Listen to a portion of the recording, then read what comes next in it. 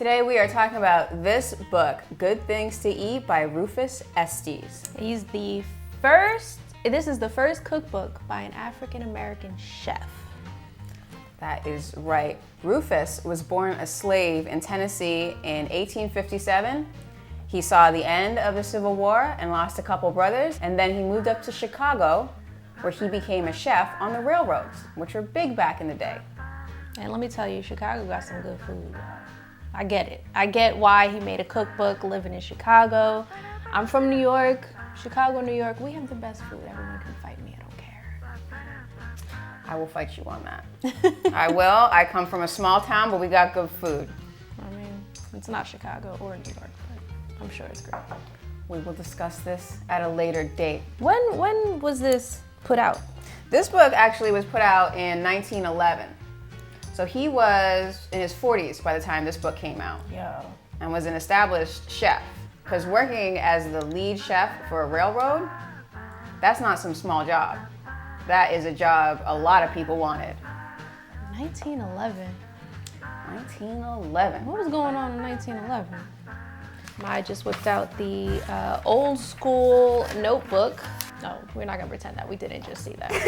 That's not what it's all getting cut out. No, leave it in. This is great. All right. In 1911, Howard Taft was the president. Standard Oil was ruled a monopoly. So they were like, knock it off, Standard Oil. Y'all gotta break up. Monopoly. Mm-hmm. Long ass game. Yep, just like the game. The game came from this era. Really? I don't know. I did not write that them. sounds right. Ooh, IBM was first incorporated, which is crazy. IBM. Really? In 1911? Yeah, the Computing Tabulating Recording Company in 1911. Yo.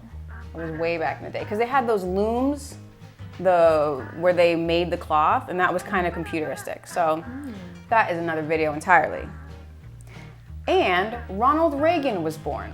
Ronald Reagan was born in 1911? Ronald Reagan is old as shit, and he was born in 1911. That's crazy. I would have never. How old was he when he became president?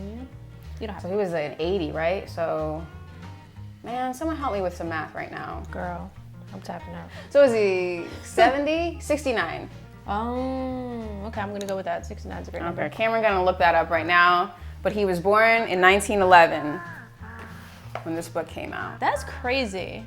I would have never thought that Ronald Reagan was born in 1911. I don't know why that's that, but today's my grandmother's birthday. Ooh. And she turned 90 today. So what year was she born? Let's go. Let's see some math go. 1930? You might be right, I don't know. All right. Jokes.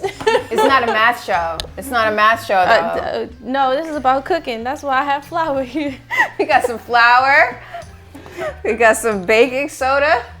So we decided to do this video because the only thing that we really have in common with the past, everything's different. We use cell phones, we use computers, but we still eat food.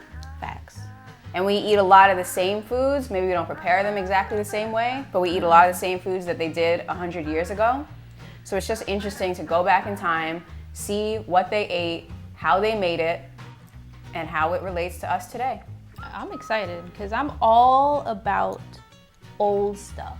Like, I'm all about history, but I'm all about like spooky history. I'm all about like haunted places. And I don't know, maybe food could be haunted. Maybe if I cook something from this cookbook, Rufus might pull up and be like, you know what I mean? Especially since I'm making it vegan. He will haunt you. He will curse your cookies. That would be a really good movie. Just curse. Just an angry like chef, like, well, don't mess up my recipe. I'm like, sorry. I'm so mad at you already. Thank you for being here, everybody, for this very unique tasting. We made some recipes from the first cookbook by an African-American chef, Rufus Estes. I love that picture. That picture. That picture. It's a very stoic picture. Yeah. He looked like a black woman, low key. That is an Ernestine. That's an Ernestine Grace Jones. That might be a woman, just you know, because it is Rufus was an sexism of the day. They were just like, Are we Sure, past as will a we man. confirm the sex of this He people? said he is a man. That's what he said. It literally says I'm a man in that book. No, they I didn't am do a that man. back. They didn't do that back then. He is the flower. He said he was born in 1857 as a So, slave. as a slave, but that doesn't change. That doesn't say anything about the sex of the person. I think that's just Tony always trying to make somebody a woman. That's what it is. But look at him. He can be a woman. Nah, man, he What's just that? don't have no facial hair. That's all. That's how you look when you go bald faced. That's how you look. Can't You argue look that. like a Tonya. Ain't nothing wrong with it. Latonia? A Tonya. You Tanya? What Tonya? Why Tony? I got the tone. I got the tone. How about a Tony? That'll work. Alright, I like that. I like that. I like that. Antoinette.